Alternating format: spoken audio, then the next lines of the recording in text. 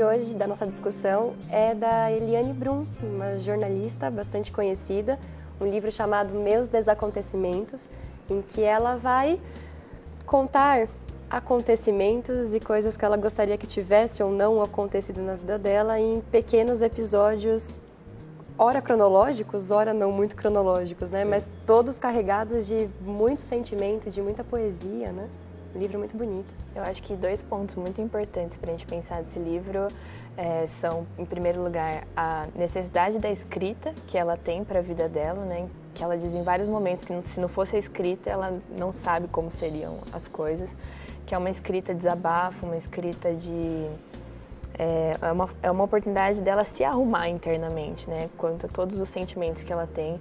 E o outro ponto importante é a memória, né? Porque ela diz que a memória é uma narrativa. A memória, a gente não sabe até que ponto a memória é fato ou construção. Recorta de maneira arbitrária, né? Como a memória inventa também, né? Tanto que ela começa pedindo desculpas, né? Ela começa dizendo que eu vou narrar do meu ponto de vista e para aquelas pessoas que já faleceram, de quem eu vou falar aqui, aquelas que permanecem vivas da minha família podem pensar sobre elas de maneira muito diferente. Então, né, ela já tem um pezinho atrás ali no que vai acontecendo. E é muito bonito porque ela conta a história dessa menina, né? Algumas histórias dessa menina no interior do Rio Grande do Sul, né? De Ijuí. E aí ela né? A Eliane Brum é de Ijuí. E ela vai contando a história da família, né? Do pai professor, da mãe professora, né? Do irmão que vai ser físico, né? Que ele fala, né? O irmão pequeno. E é muito interessante como ela vai armando, né? Toda essa história, todos os acontecimentos. E com um pedaço da história do Brasil também, né? O Brasil dos anos 60, dos anos 70, como ela consegue, com essa ficção, ainda retratar um tanto da história brasileira, né? E com muito lirismo, né? Com muita poesia, é muito bonito, né? Sem dúvida. E o que eu achei interessante também é que ela começa a retratar a história dela a partir de dentro da mãe, antes do parto, né? Que é a escuridão, ela define a escuridão, um momento sem palavras.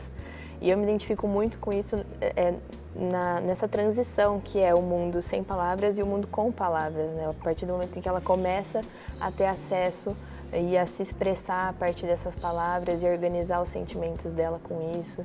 Então é muito bonito como realmente a escrita é algo que é fundamental na vida dela. E parece que ela deixa meio que em aberto que todo mundo tem uma válvula de escape, né? Ela escreve e ela fala que as outras mulheres da família dela, por não escreverem e para colocarem para fora tudo aquilo que elas sentiam, elas tinham jardins. Então ela fala da tia que tinha um jardim que na verdade parecia uma selva, né?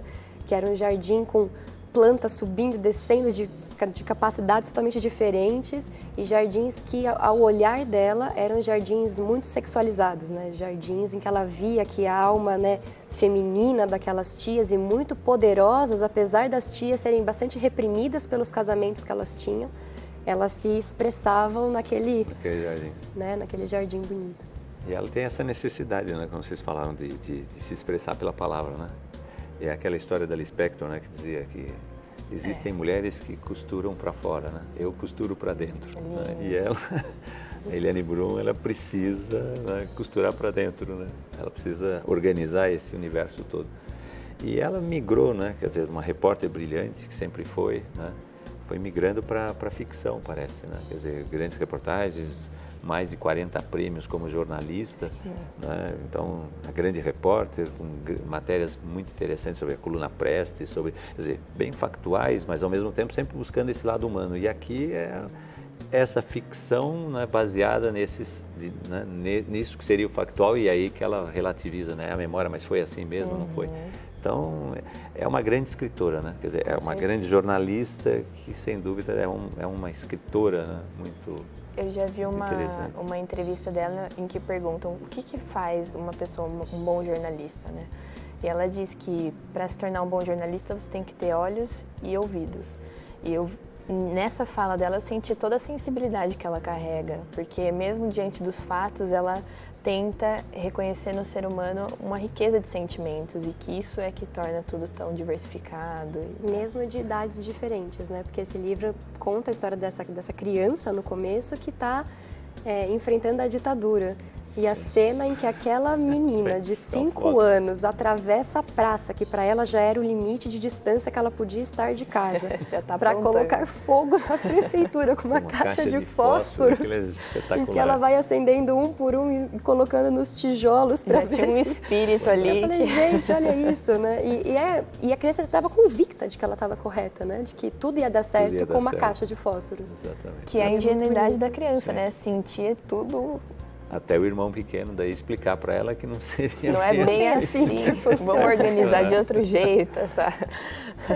É muito, muito legal. E não deixa de ser um ato muito corajoso dela, né? De expor a vida com tantos medos, com tantas fraquezas, com tantas inseguranças, já que ela já tem essa carreira de jornalismo tão reconhecida.